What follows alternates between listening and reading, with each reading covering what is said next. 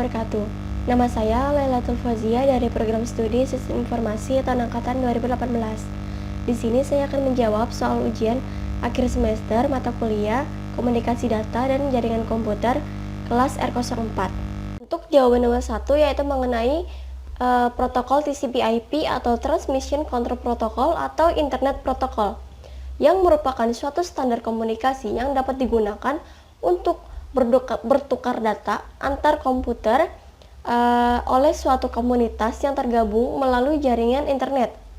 Nah, fungsi dari protokol TCP/IP itu sendiri yang pertama adalah melakukan pengiriman file yang sudah terinskripsi, kemudian melakukan remote login walaupun pada jarak jauh sekalipun, kemudian mengirim data, menerima dan mengirim data komputer mailing, kemudian melakukan fitur network file system yang digunakan untuk sharing file, dan yang selanjutnya ada melakukan remote execution, dan yang terakhir ada melakukan fitur name server.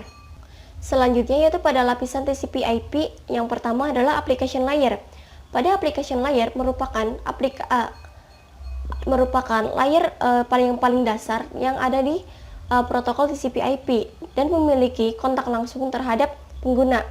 Pada tahap ini atau layer ini, aplikasi yang dijalankan atau dioperasikan mempengaruhi jenis protokol lanjutan yang akan digunakan. Kemudian yang kedua ada transport layer yang berfungsi untuk menjembatani transportasi pemindahan data antar komputer. Ada dua jenis protokol yang sering dijalankan atau digunakan, yaitu yang ada UDP dan juga TCP. Kemudian yang ketiga ada network layer. Pada network layer terjadi pemecahan data agar bisa sesuai dengan besar media yang akan dilalui. Kemudian yang terakhir yang keempat ada network interface layer, yaitu dengan transmisi khusus komputer memiliki kemampuan untuk mengirimkan paket data pada lapisan network melalui media kabel tembaga atau fiber optik, atau juga bisa menggunakan nirkabel ataupun wireless. Selanjutnya yaitu nomor 2 ada subnetting dan contoh pada setiap kelasnya. Subnetting sendiri merupakan teknik pemecah network menjadi beberapa subnetwork yang lebih kecil. Subnetting hanya dapat dilakukan pada IP address kelas A, B, dan juga C. Kemudian dengan subnetting akan menciptakan beberapa network tambahan tetapi mengurangi jumlah maksimum host yang ada dalam tiap network tersebut.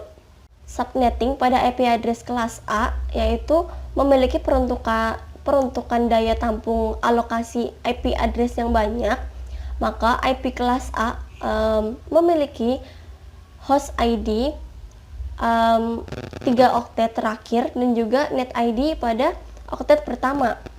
Contohnya yaitu yang pertama yaitu ada IP address dengan IP 10.0.0.0/16. Maka jika dirubah menjadi subnet max 32 bit bilangan biner akan menjadi 16 angka 1 dan juga 16 angka 0 yang dibagi menjadi 8 digit semua. Kemudian setelah itu dirubah ke dalam bentuk desimal yang akan menjadi angka 255.255.0.0 dan hasilnya akan menjadi jumlah subnet sama dengan 28.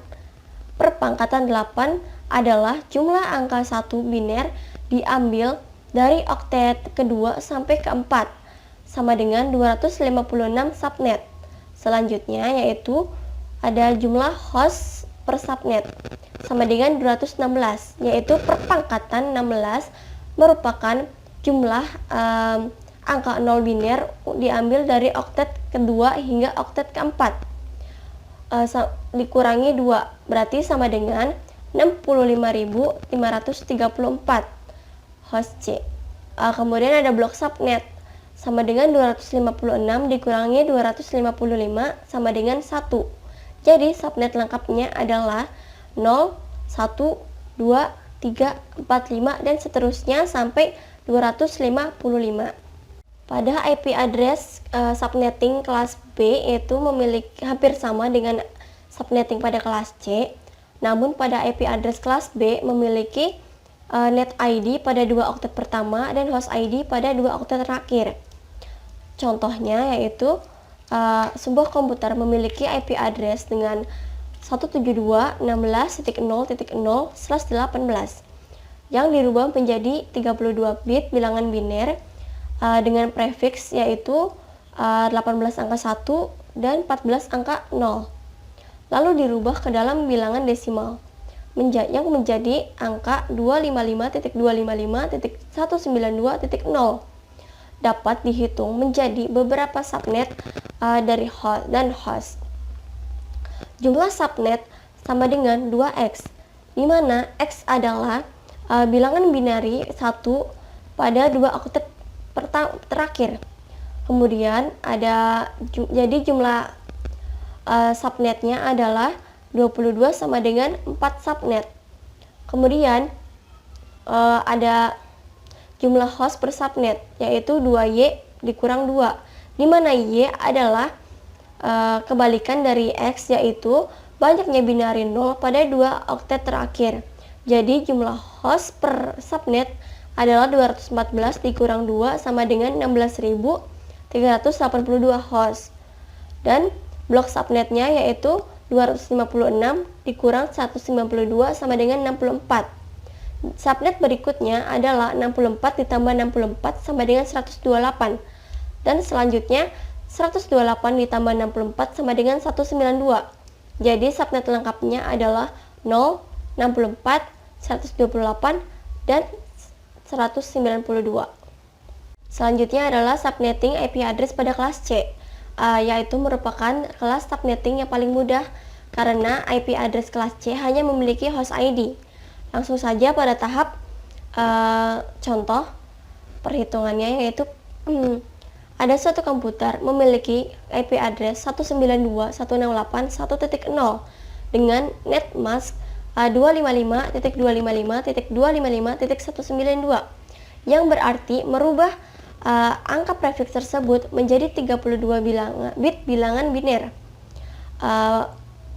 Dengan IP version 4 berjumlah 32 bit, maka akan menjadi angka 1 sebanyak 26 kali dengan seterusnya adalah angka 0 sampai berjumlah 32. Kemudian setelah itu dirubah angka 32 bit bilangan biner tersebut dalam bentuk desimal yang akan diperoleh menjadi 255.255.255.192. Subnetting sendiri akan terfokus dalam 4 hal, diantaranya yang pertama jumlah subnet yaitu sama dengan 2x, di mana x adalah banyaknya binari 1 pada oktet terakhir dari subnet mask, yaitu 22 sama dengan 4 subnet, dan ada jumlah host per subnetnya yaitu 2y dikurang 2, di mana y adalah kebalikan dari x, yaitu banyaknya 0 binari pada oktet terakhir. Jadi jumlah host per subnetnya adalah 26 dikurang 2 sama dengan 62 host. Ada blok subnet yaitu 256 dikurangi 192, berarti yang menghasilkan 64. Subnet berikutnya adalah 64 ditambah 64 sama dengan 128, dan berikutnya adalah 128 ditambah 64 sama dengan 192. Jadi subnet lengkapnya adalah 0, 64, 128, dan 192. Selanjutnya adalah cloud computing. Cloud computing adalah sebuah proses pengolahan daya komputasi melalui jaringan internet yang memiliki fungsi agar dapat menjalankan program melalui komputer yang telah terkoneksi satu sama lain pada waktu yang sama. Kemudian fungsi cloud computing adalah media sebagai media penyimpanan terpusat pada server. Kemudian teknologi cloud computing memudahkan pengguna untuk menyimpan data secara terpusat di satu server sesuai layanan yang sudah disediakan dari cloud computing. Selain itu, dari segi infrastruktur pengguna tidak perlu lagi menyediakan seperti data center, kemudian media penyimpanan.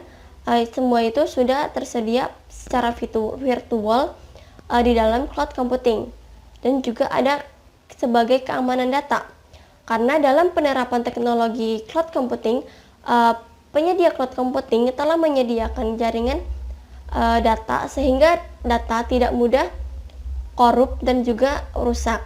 Platform teknologi layanan ISO tentunya dengan cloud computing akan membuat data yang digunakan oleh data dan informasi dapat aman dibandingkan dengan metode konvensional yang sering digunakan di era sekarang. Kemudian kelebihannya yaitu lebih murah dan tahan lama. Kemudian cloud computing tidak memerlukan media penyimpanan storage pada hard disk eksternal, karena sudah ada media penyimpanan terpusat pada server. Karena semua produk hardware atau fisik memiliki masa pemakaian, dan setelah masa pemakaian tersebut biasanya akan terjadi kerusakan dan berfungsi tidak optimal, sehingga sering terjadi ke error. Kemudian model-model cloud computing yaitu yang pertama ada private cloud, kemudian ada community cloud, public cloud, dan hybrid cloud. Yang terakhir yaitu mengenai routing. Routing adalah proses di mana router memforward paket ke jaringan yang dituju. Kemudian suatu router membuat keputusan berdasarkan IP address yang dituju oleh paket. Semua router menggunakan IP address tujuan untuk mengirim paket. Cara kerja routing statis dapat dibagi menjadi 3 bagian. Yang pertama yaitu administrator jaringan yang mengkonfigurasi router. Yang kedua, router melakukan routing berdasarkan informasi dalam tabel routing. Kemudian ada routing statis yang digunakan untuk melewatkan paket data. Seorang administrator harus menggunakan perintah IP route secara manual untuk mengkonfigurasi router dengan routing statis. Jenis routing yang pertama adalah routing default. Routing default yaitu digunakan untuk mengirim paket secara manual. Ini sering digunakan pada jaringan lokal. Kemudian ada static routing. Static routing merupakan router dengan kabel routing statis yang pengaturannya diatur secara manual oleh administrasi jaringan. Yang ketiga ada dynamic routing. Dynamic routing merupakan router yang secara otomatis membuat tabel yang dengan membaca lalu lintas jaringan, tentu saja berinteraksi dengan router lain. Routing dinamis adalah rute termudah daripada routing standar dan routing statis. Kemudian ada fungsi routing. Fungsi routing sendiri yaitu untuk menghubungkan dan meneruskan data antara dua atau lebih jaringan satu dengan jaringan lainnya. Kemudian ada kelebihan dari routing. Yang pertama yaitu tidak memerlukan waktu yang lama untuk pemrosesan rute ketika dikirim ke rute lawan. Kemudian ada tidak memaksakan bandwidth pada router sehingga kinerja router tidak terganggu oleh routing yang dilakukan. Kemudian memfasilitasi penugasan jaringan dan memberikan lebih banyak keamanan. Dan selanjutnya adalah kekurangan dari routing. Routing statis ini membutuhkan tingkat perhatian yang lebih tinggi dan dalam proses pengaturan. Kemudian jika ada pengguna atau perangkat baru, perangkat tambahan harus dilakukan disetting secara manual. Kemudian seperti yang tadi sebelumnya, pengaturan statis ini membutuhkan lebih banyak perhatian. Karena itu pengaturan ini tidak cocok untuk perusahaan atau jaringan yang lebih besar. Mungkin hanya itu yang bisa saya jawab. Jika ada kekurangan, mohon dimaafkan. Wassalamualaikum warahmatullahi wabarakatuh.